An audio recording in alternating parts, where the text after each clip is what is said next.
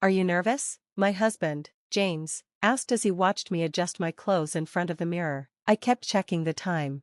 I am, I said. I really didn't want to be late on my first day of work. It's my first job, and I wanted to make a good impression. I would have left already, but Ava insisted on driving me, and now we might be late, all because of her mother, who showed up early this morning crying, asking to stay with the kids. We didn't have time to sort it out, so after calming her down quickly and telling her she could stay, we rushed off. When James and I came home that evening, we realized how big of a mistake it was to let Ava's mom do whatever she wanted. First, I couldn't find my slippers. They were on her feet, and she was walking around the house in my soft bare slippers on the bare floor where the rug used to be. Kimberly, I thought I gave you the guest slippers? I asked, trying to hint that it was time for her to give my slippers back. Oh, Mia, yes, you did, but they were too cold, Kimberly said. You young ones don't feel the cold, but my feet hurt. Your slippers are so comfortable. I hope it's okay if I wear these. You can wear the guest ones, right? It was a big deal for me, because those bare slippers were a gift from my late grandmother. I always wore them carefully and never lent them to anyone, but since she didn't know that, I decided to stay quiet. It was my fault for not saying anything earlier. And where's the rug? I asked, looking around. Oh, I took it to be cleaned. Sorry, but there was so much dust in it. You need to take better care of it, or you'll be breathing in all that dust, Kimberly explained. But we bought it less than a month ago, and we clean it every day, I protested. Well, looks like you didn't clean it well enough, she replied. I didn't want to argue, so I stayed quiet. I was tired after my first day of work. All I wanted was a shower and sleep. Why are you lying down? Who's going to cook dinner? Kimberly barged into the bedroom and glared at me. We ate at a restaurant. I'm tired, I replied. Well, she said, what kind of dinner was that? The portions at the restaurant are tiny, and you can't even tell what they cooked. Come on, get up, we'll cook something. Are you planning to starve me and your husband? With a sigh, I got up and followed her to the kitchen. James was already there, peeling potatoes and watching TV. While we cooked, Kimberly said, I'm staying for an indefinite time. I had a fight with my husband, and I'm showing him who's boss by moving in with you. I'm not leaving until he apologizes. Knowing how stubborn my father-in-law is, I almost cried. I realized Kimberly would be staying with us for a very, very long time.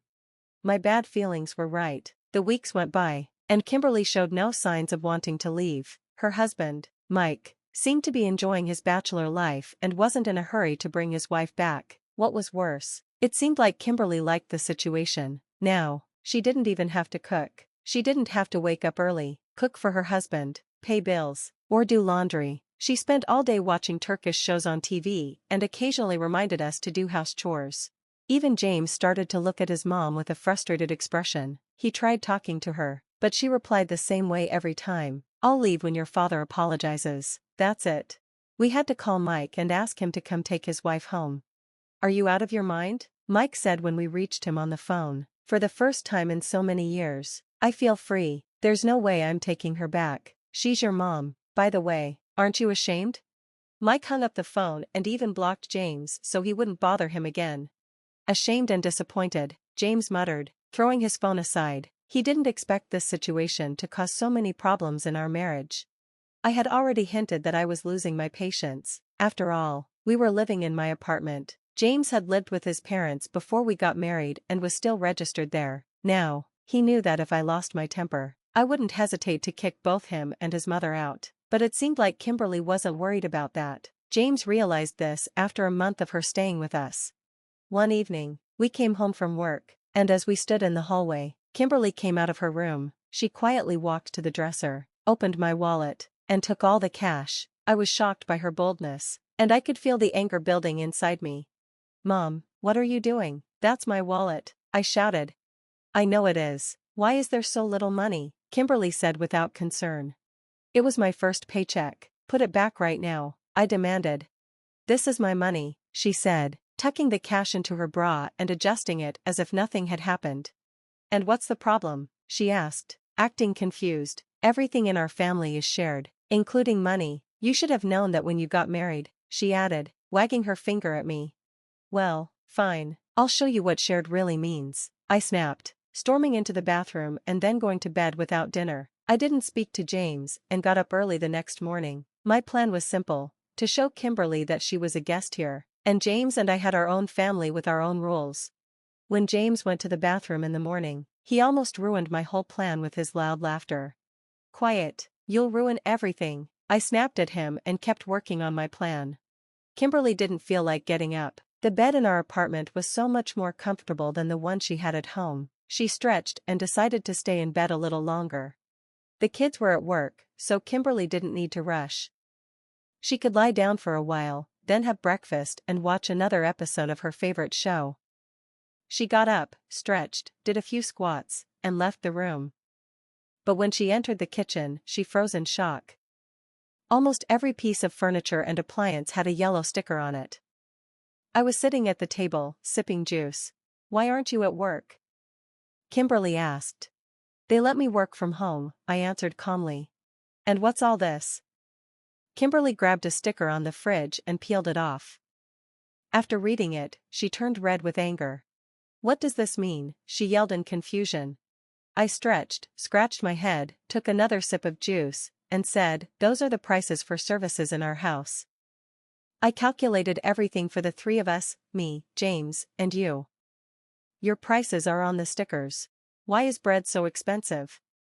Are you out of your mind charging your mother for bread?" Kimberly shouted. "Well, excuse me," I shrugged. "You took my salary, and food doesn't buy itself. Bills won't pay themselves either. James will cover some of your expenses since he's your son, but not all of them. Is James aware of this?" Kimberly asked. "Of course. We have a rule in our family that we all pay for everything together. You're living with us, so please pay your share," I said firmly. "How dare you? You've turned my son against me. I'll never set foot in your house again. You can shove your food, you know where." Kimberly yelled, trying to rip another sticker off, this time from the coffee maker. But there was another sticker underneath. Coffee, water, cream, electricity. "Yes, everything needs to be paid for," I said sarcastically and smiled sweetly. Kimberly stormed off to her room, and for a moment everything was quiet.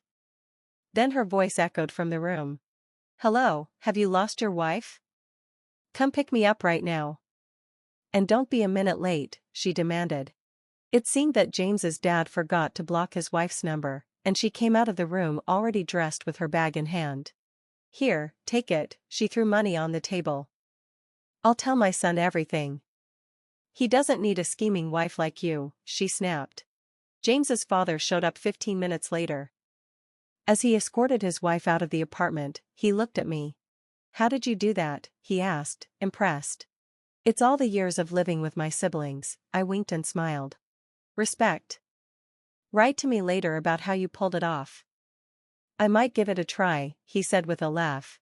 As soon as they left, I called out loudly, "James, where are you?" James, who had been hiding in the bedroom the whole time, crawled out slowly. "Coming, dear," he said. "You're something else, Mia." "I never would have thought of that," he said admiringly. Honestly, it was embarrassing. It went too far, but I couldn't take it anymore. "I love your mom, but not when she lives with us. Don't worry. She's a grown woman. She'll calm down, think it through, and might even apologize." "You'll see," James reassured me. "I hope so," I said with a sigh. Then, laughing and playfully pushing each other, we started peeling off the stickers, because they were no longer needed.